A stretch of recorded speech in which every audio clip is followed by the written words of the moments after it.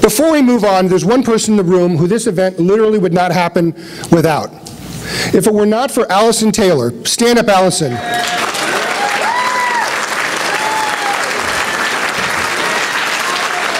Turn around, turn around.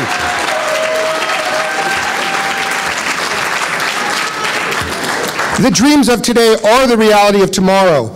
And when she woke up with a crazy dream of getting 4 individuals such as she put together through this event, 5, did I say 4? I meant 5. We didn't look at her as if it was something that was impossible, because the American Jewish Congress repeatedly has taken on tasks that seem impossible, and we've made realities out of our dreams. Her partner in crime, the executive director of the American Jewish Congress, is Gary Ratner.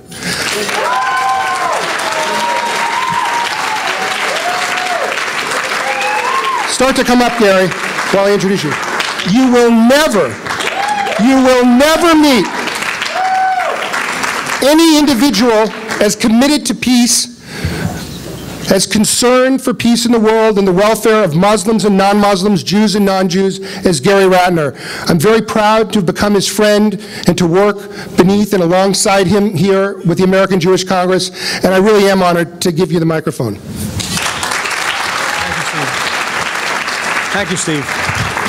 Again, I'd like to apologize for some of the problems with the seating. After the article in the LA Times this morning, we did get quite a few calls from people who wanted to come to the event, and we did want to accommodate them. Tonight is an event about courage. Those who have shown it in the face of fatwas and other death threats, and those who refuse to show any courage in regards to the crucial issues of our time. Tonight we honor 5 people who have exhibited exemplary courage in warning of the dangers of Islamism and jihad that threaten our way of life, and who offer voices of reason, tolerance, dialogue, and justice. We gather tonight as current events are testing our will to challenge the enemies of freedom. Our response will be the litmus test for whether we will be courageous and seek justice, or whether we will appease those who seek to destroy our way of life. The outcome of these battles will determine the future of everyone in this room. Today, if you're not aware of it, is Global Day for Darfur. This is a war in the Darfur region of the Sudan, where Arab Muslims are committing genocide against their black co-religionists. Unfortunately, most of the violence in the world is Muslims on Muslims. Darfur is the greatest crime being perpetrated in the world today. It is a war in which over 1 million people have died. Millions are on the verge of starvation. Hundreds of villages have been burned. Thousands of women and children have been raped and kidnapped. A war that is intensifying as I speak to you tonight. A war where the Muslim world not only does nothing to stop it, but supports the perpetrators, the government of Sudan and its armed militias. And I may add, I want to know, where are the Jesse Jacksons, Al Sharptons, and Louis Farrakhan's leading the million-man march on Washington demanding an end to the war in Darfur? Their silence is deafening. And where is the outcry in the Muslim world against what is happening in Darfur? Are they too busy protesting cartoons? So I ask everyone, where is the courage? Where is the justice? Where is the outcry against this violence? When we meet today, millions of Muslims are demonstrating against the Pope, and they're burning churches and killing priests and nuns. Why? Only because he was quoting a 14th century Byzantine emperor engaged in a conversation with a Persian scholar, questioning what the meaning of jihad and whether Islam is only a religion that could be spread by the sword. And without understanding the context in which he was speaking, spontaneously millions of Muslims are protesting, and the leaders of the Muslim world are demanding an apology and even threatening global war. This is a time when Muslim leaders routinely denigrate Judaism, Christianity, and Hinduism. At a time when Muslim violence kills scores of innocent victims throughout the Muslim world, and when Muslims perpetrate terror that has killed thousands of innocent Europeans, Australians, and Americans, have we forgotten the lessons of 9/11, Bali, Madrid, and London? Again, I ask, where is the courage? Where is the justice? Where is the outcry against this violence? And why is there death threats against the Pope now for what he was only making a message that faith in God is irreconcilable with extremism and violence? And we meet tonight after a war just concluded against Israel that was started by a terrorist mini-state supported by countries openly committed to the destruction of Israel. These same forces of evil are carrying out attacks against Jews throughout the world. In Paris, on an average day, there are 12 attacks against Jews. The rise in anti-Jewish attacks in Britain, Australia, South America, Russia, and unfortunately, even here in America, is equivalent to what was going on in the 1930s. Tonight, there are leaders of major Muslim countries who deny the Holocaust, who spew forth the most virulent anti-Judaic lies since Hitler.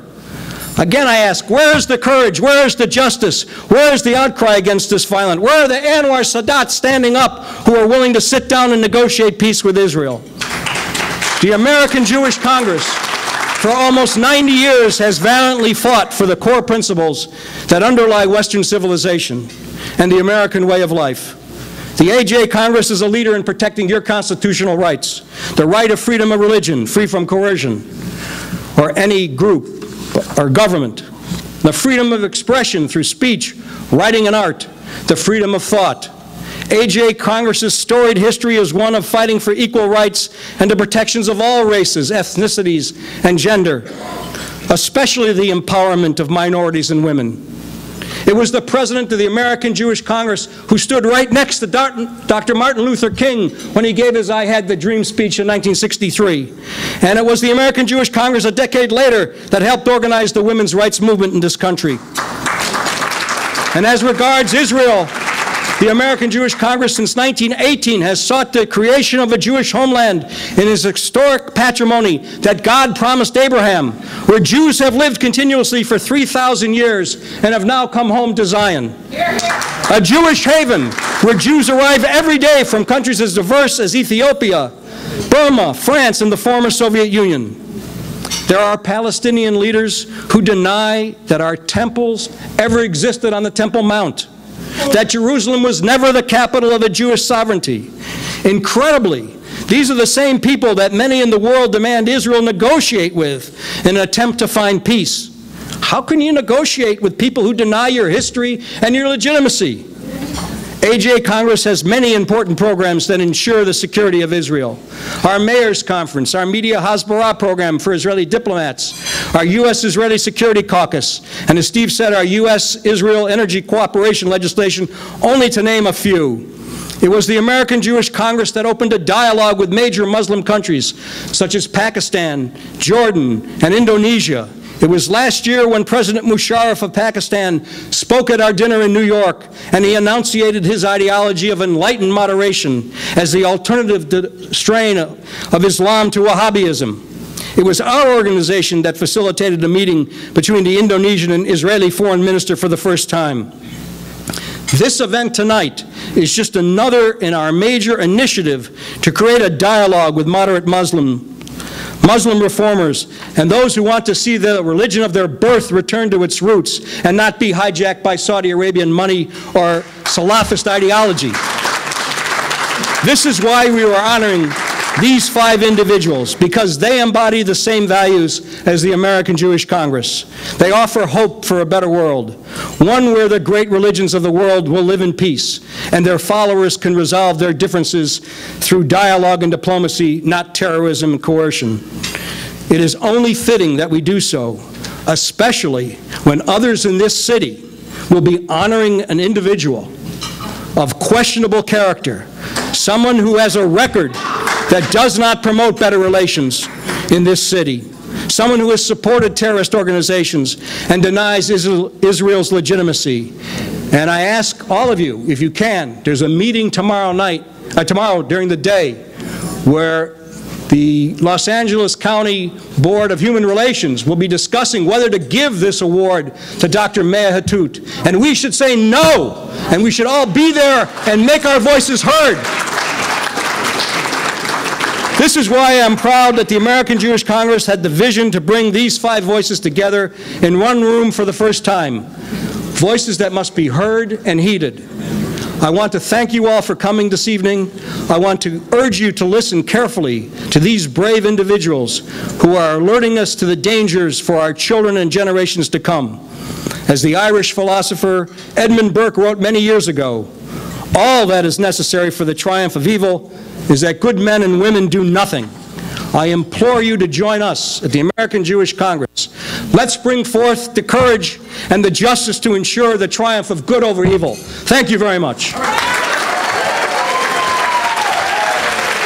Hey, Gary, come back up. Dan, come on, I want an ovation.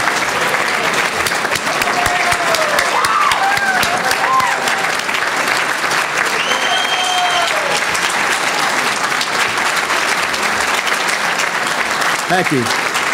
We got a long program, so let's get on with it.